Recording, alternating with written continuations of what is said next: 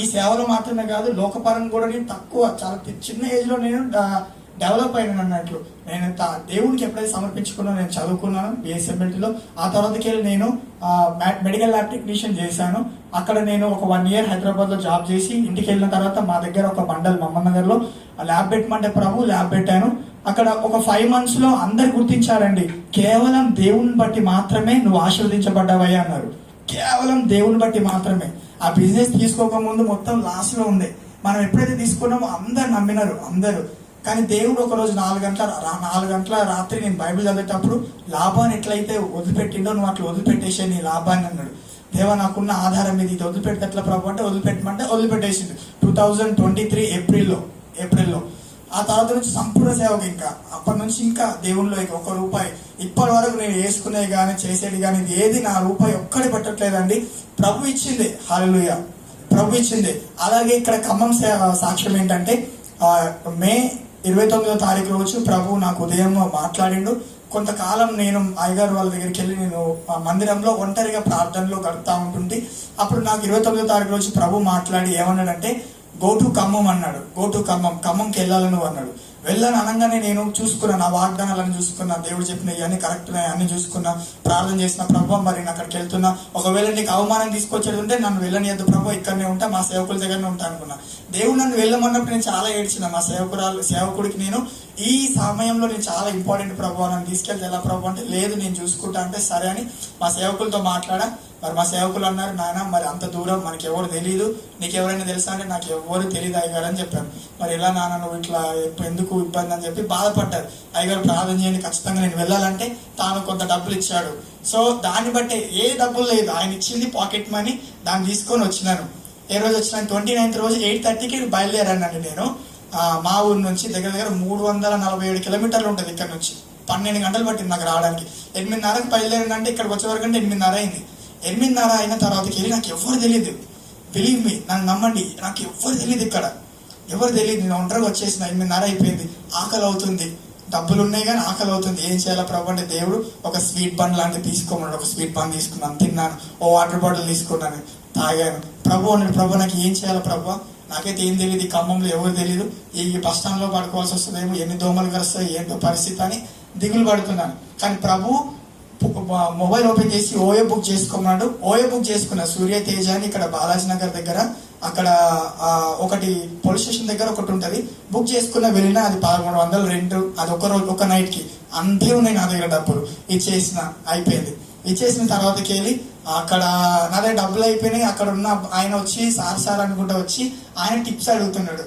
ఇక చూసుకోండి, మరి నా దగ్గరనే డబ్బులు లేదురా, నేను బాధపడి టిప్స్. మళ్ళీ ఏమంటుండు, సార్ అంటే నేను ఏం చేయాలా? సరే నేను ఒక్క మాట మా మమ్మీ డాడీకి కానీ వేరే అన్న వాళ్ళకి ఎవరు చేసినా కానీ అందరు ఫోన్ చేస్తున్నారు, మేము డబ్బులు పంపుతాం అడుగాని. కానీ ప్రభు అంటుండు, నువ్వు ఎవరి దగ్గర రూపాయి తీసుకోవాల్సిన అవసరమే లేదు, నీ బాధ్యత నాది. నువ్వు రోడ్డు మీద పడుకుంటే నా నామం అవమానపరచబడుతుంది, నువ్వేమనుకుంటున్నావు నన్ను అని దేవుడు మాట్లాడితే సరే ప్రభు అన్ని తెగించి వచ్చినాను, అందరు వద్దన్నా కానీ వచ్చినాను, దేవుడి చిత్తం అని చెప్పేసిన. ఆ రోజు నైట్ అయిపోయింది. ఎల్షదాయ్ చర్చికి వచ్చిన. అక్కడ వచ్చినాక ఇక్కడ ఉన్న బ్రదర్ సంతోష్ బ్రదర్, ఆయన ఇక్కడ కొంచెం చిన్న కటింగ్ చేయించుకున్న చూడండి ఆ బ్రదర్. ఎల్షదాయ్కి వచ్చిన తర్వాతకి వెళ్ళి ఆ బ్రదర్కి రాత్రి మాట్లాడుతున్నా నేను. అక్కడ ఉన్న పాస్టర్ వాళ్ళతో మాట్లాడితే వాళ్ళు సంథింగ్ నేను చెప్పాను దాని గురించి. అయితే బ్రదర్తో మాట్లాడిన రాత్రి అంతా, బ్రదర్ సోని ఇట్లా వచ్చిన బ్రదర్ అంటే చాలా సంతోషం, మీలాంటి వాళ్ళు మా ఖమ్మం కావాలా బ్రదర్ అని చెప్పేసి తాను నన్ను ప్రోత్సహించిండు. ఉదయం అయిన తర్వాతకి వెళ్ళి ఇంతకుముందు డేవిడ్ పాస్టర్ మాట్లాడింది చూడండి, ఆయనతో కలిపిన తర్వాతకి వెళ్ళి ఒకరోజు ఆటోలో పడుకున్నా. ఆటోలో పడుకుంటే కొట్టిన దోమలు. అసలు నేను కొంచెం పొడుగు ఉంటాను కదా, ఈ కాళ్ళు మొత్తం బయటపడ్డాయి. లోపల నాకు షెల్టర్ లేదు, నాకు ఎవరు తెలియదు, బిలీవ్ మీ నాకు ఎవరు తెలియదు, నా దగ్గర డబ్బులు లేవు, ఏం చేయాలా అని నేను ఆలోచిస్తున్నాను. ప్రభు మరి ఏంటంటే ఆ రోజు మొత్తం నమ్మండి విపరీతమైన దోమలు కొట్టినాయి. నాకు చాలా బాధ వేసింది. ఏంటి ప్రభు, సేవ అని చెప్పేసి జాబ్ ఉద్యోగాలు అన్ని వదులుకొని వస్తాయి, ఇదే నా పరిస్థితి అని ఒక మాట కూడా అనలేను అన్నని అనుకోవద్దు, అనలేను. తెలుసు నాకు, నా వాగ్దానం ఏంటో నాకు తెలుసు. చెప్పి నాకు కానాను దేశంలో నేను ప్రవేశిస్తానని. నేను రోడ్డు మీద పడుకున్నా సరే నేను లేస్తా ఖచ్చితంగా, నాకు ఆ ఉద్దేశం ఉంది. 3వ రోజు అయిపోయింది. 4వ రోజు వాళ్ళ హాస్పిటల్కి వెళ్ళిన. అక్కడ ఏసీ రూమ్ ఇచ్చినారు. ఏసీ రూమ్ ఇచ్చే వారికంటే బాగా అనిపించింది, పడుకున్నాను, అయిపోయింది. 4వ రోజు పాస్టర్ గారు, నేను, ఆ సునీల్ బ్రదర్ ఉన్నారు కదా అక్కడ, ఆయన సునీల్ బ్రదర్ అంటే వాళ్ళ ఇంట్లో నాకు అవకాశం వచ్చింది. ఆ బ్రదర్కి చెప్పేవారికి అంటే యాక్చువల్లీ ఆ బ్రదర్కి 4 రోజులు మాత్రమే చెప్పినాం. 4 రోజులు ఉంటాడు సునీల్, ఉంచుకోరాదు అంటే సర్లేండి అయ్య గారు రా అయ్యా అని చెప్పేసి ఉంచుకున్నారు, మంచిగా చేస్తారు. ఆ తర్వాతకి వెళ్ళి నమ్మండి 4 రోజులు కాస్త 60 రోజులుగా మారింది ఇప్పటి వరకు. సో దేవుని కృపను బట్టి 4 రోజులు కాస్త 60 రోజులుగా మారింది. వాళ్ళు చాలా తగ్గింపండి. నేను వాళ్ళకంటే వయసులో చిన్నవాడిని అయినప్పటికీ మా తల్లి గారు తిను నా తల్లి లాగా తిను నాకు కావలసిన ప్రతిదీ చేసి పెడతాదండి. ఈరోజు ఈరోజు వాళ్ళ బిడ్డ వాళ్ళ దగ్గరికి వెళ్ళాలంటే నేను అన్నా, నువ్వు నాకు సేవ చేసినావు కదా, నీకు ఈరోజు ఘనత ఉంటుంది, నువ్వు రా అని తీసుకొచ్చిన. నీ జీవితంలో ఎప్పుడు కూడా వెళ్ళలేదు ఇట్లాంటిది. నేను చెప్పినాను, నేను నీకు కొడుకులాగా నువ్వు రావాలి ఖచ్చితంగా, నువ్వు రాకపోతే అసలు అది కానే కాదని చెప్పినాను. ఎందుకంటే ఇప్పుడు సేవకులకు పరిచయం చేసిన వాళ్ళు ఖచ్చితంగా దీవించబడాలి కదండి. ఇప్పుడు మనమే కాదుగా, వాళ్ళు కూడా దీవించబడాలి. అట్లాగా సునీల్ బ్రదర్ కానీ ఇంకా మా రాజేష్ బ్రదర్ కానీ ఈ అన్నిటి విషయంలో రాజేష్ బ్రదర్ నేను మాట్లాడినాం. ఇంకా సునీల్ బ్రదర్ అయితే నాకు టీ విషయంలో ఏం తక్కువ చేయడు. అంటే టీ అని ఇస్తూనే ఉంటాడు. అది నాకు హెడ్ ఉన్నా కానీ మంచిగా చూసుకుంటారు అన్ని విషయాలుగా. చూడండి, దేవుడు పిలిచాడు కాబట్టి వాళ్ళ దగ్గర నేను డబ్బులు ఇయ్యను, నేను 1 రూపాయి కూడా ఇయ్యను. కానీ ప్రభు వాళ్ళ దగ్గర వాళ్ళ మనసు మార్చి ఆ విధంగా చేసిండు. అదొకటే కాదండి, ప్రభు ఆ విధంగా కార్యాలు జరిగించిండు. మరి దేవుడు మాకు బ్యాంక్వెట్ హాల్ గురించి మాట్లాడినప్పుడు నేను అనుకున్నాను తప్పకుండా చేస్తాము, కానీ కొంచెము మరీ ఇంత పాష్గా అని అనుకోలేదు. అనుకున్నాము డబ్బుల విషయంలో దేని విషయంలో చింత లేదు అనుకున్నాం, కానీ మరీ ఇంత పాష్ అంటే దేవుడు నాకు 15వ తారీఖు రోజు మాట్లాడిండు. ద జాయన్ టెంపుల్, చర్చ్ పేరు ద జాయన్ టెంపుల్ అని పెట్టమన్నాడు. ద అనేది ఐడెంటిఫికేషన్ గురించి, తెలుగులో ఏమంటారంటే గుర్తింపు గురించి. ద అనేది జాయన్ అంటే హోలీ ప్లేస్, పరిశుద్ధ స్థలం. టెంపుల్ అనేది జెరూసలేం టెంపుల్ అని ఉంటది. ఆ విధంగా ఆలయం, టెంపుల్ అంటే ఏం కాదు ఆలయం. ద జాయన్ టెంపుల్ అని చెప్పి పెట్టమన్నప్పుడు 15వ తారీఖు రోజు పోయిన నెలలో సరే ప్రేయర్ చేస్తా ఉన్నా. నేను అనుకున్నాను ఒక చిన్న ఏదైనా ఉంటుందేమో సంథింగ్ అనుకున్నా. ఇప్పుడు తొందరగా మాట్లాడుతుంది. సో చిన్నది ఏదైనా దొరికితే చాలు వెళ్ళిపోవద్దు అనుకున్నాం. కానీ దేవుడు 21 నుంచి 28 వరకు బ్యాంక్వెట్ హాల్ అని మాట్లాడుతాడు. బ్యాంక్వెట్ హాల్ అంటే ఇదే అయ్యారు, విందుశాల అంటే దీన్ని. దేవుడు దీని గురించి మాట్లాడితే నాకు విశ్వాసం ఉంది. విశ్వాసంలో దేవుడు అన్ని జరిగిస్తాడు. వాక్యం అనేది చాలా కార్యాలు జరిగిస్తుందండి.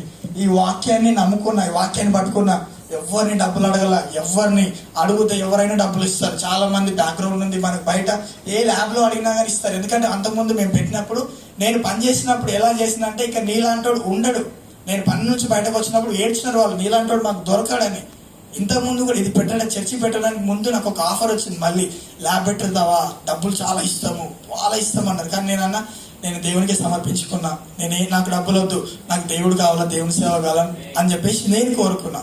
సో అలాగా దేవుడు మరి ఇక్కడికి వచ్చినాం. మేము ఇక్కడికి వచ్చిన తర్వాతకి వెళ్ళి ఈ విధంగా అసలు మేము ఇది ఎక్స్పెక్ట్ చేయలేదు. ఇది అంటే ఎక్స్పెక్ట్ చేసినాము, కానీ మరీ ఇంత తొందరగా ఇంత షార్ట్ టైంలో ఇంత వస్తుందని అసలు అక్కడ ఉన్న సంతోష్ బ్రదర్కి అడగండి తెలుస్తుంది, ఇక్కడ ఉన్న రాజేష్ బ్రదర్కి అడగండి, తర్వాత సునీల్ బ్రదర్, ఎవరు ఎక్స్పెక్ట్ చేయలేదు. కానీ ప్రభు చెప్పిండండి, వాక్యం చెప్పిండు. నేను దర్శనాలు ప్రవచనాలు ఏమి ఎక్కువ అంటే ఉంటాయి, కానీ నేను వాక్యాన్ని నమ్ముతున్నట్లు ఏది చెప్పినా వాక్యానుసారంగా మాట్లాడే ప్రభు అంటే వాక్యానుసారంగా ప్రభు ఒక బ్యాంక్వెట్ హాల్ గురించి మాట్లాడిండు దేవుడు. నేను ఈ బ్యాంక్వెట్ హాల్ అంటే విందుశాల కదా, ఇట్లాంటిది నేను దీన్ని నేను ఆలోచించాను. అంటే దీన్ని తీసుకోవాలి. నేను సివిఆర్ వేసుకున్నాను, గోరిల్లా పార్క్ వేసుకున్నాను, తర్వాతకి వెళ్ళి గ్రాండ్ వేసుకున్నాను, ఇంకా కొన్ని వేసుకున్నాను. కానీ నేను దీనేమంటారు హోటల్ గ్రాండ్ గాయత్రి అనేది రాసుకోలే. కానీ ప్రభు అయ్యగారు అసలు ఇది చాలా ఎక్స్పెన్సివ్ అంటే చాలా ఖరీదైంది ఇది.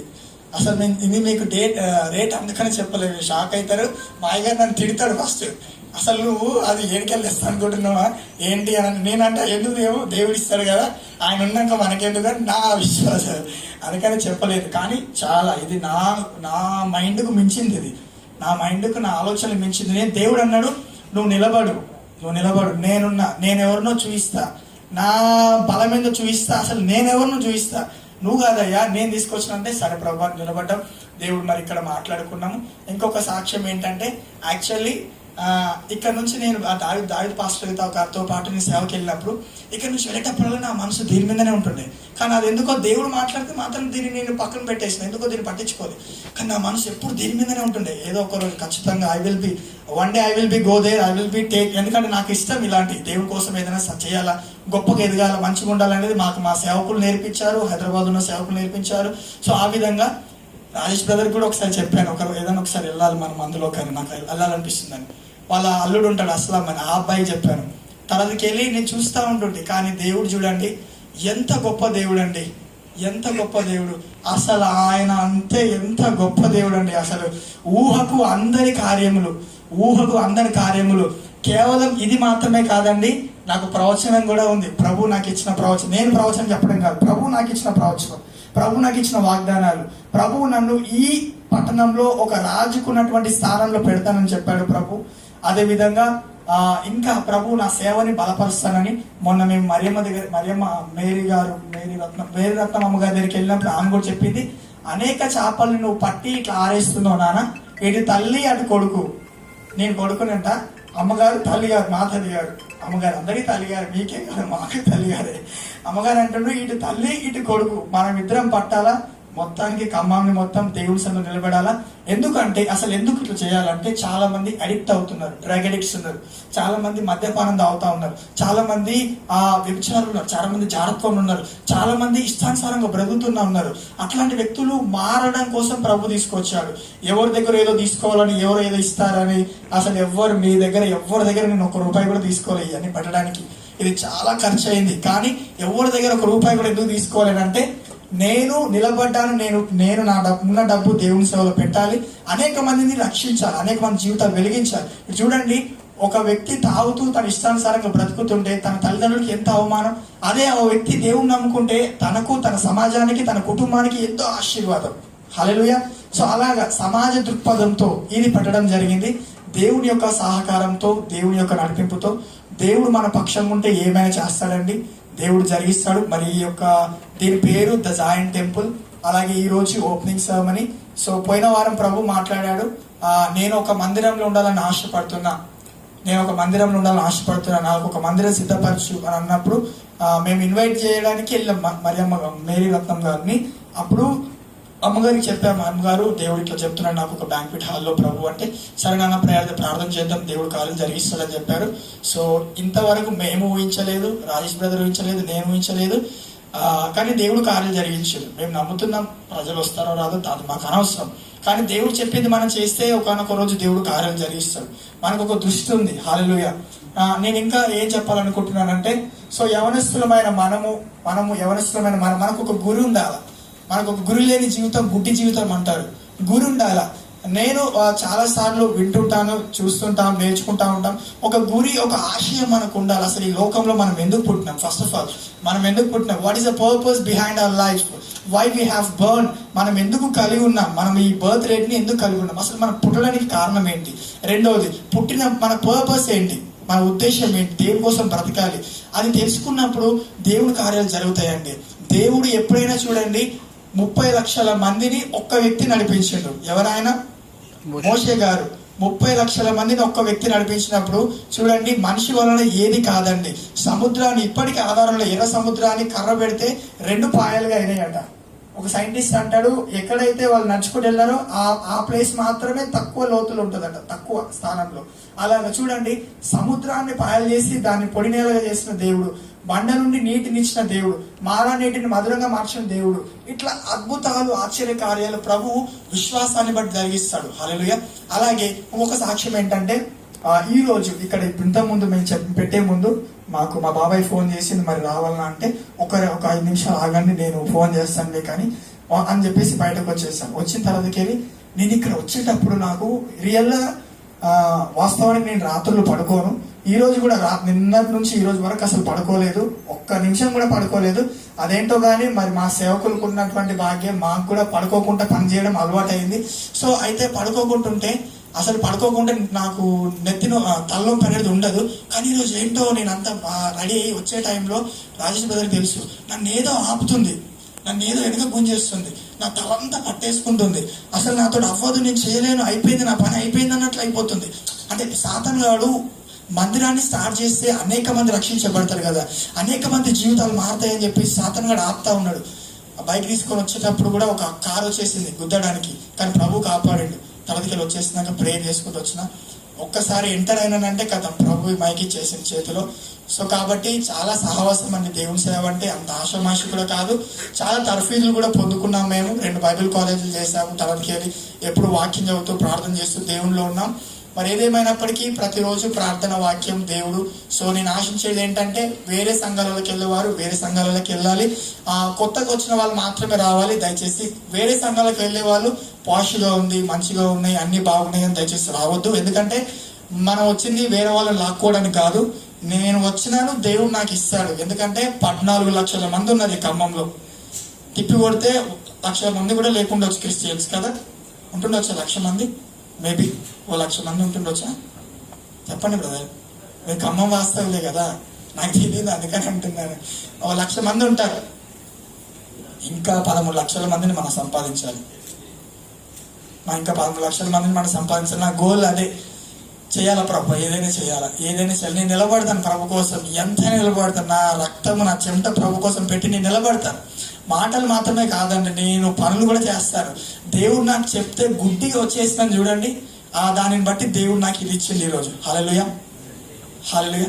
దేవుడు గొప్పవాడు, ఎంతైనా దేవుడు ఘనమైన వాడు, ఘనమైన కార్యం జరిగించేవాడు. ఆయన నామంలో ప్రతిదీ సాధ్యం. సో అలాగే ఒక ఆరాధన పాట పాడుకుంటూ దేవుని స్తుతిద్దాం. 2 గంటలకు ముగిసిపోతున్నా.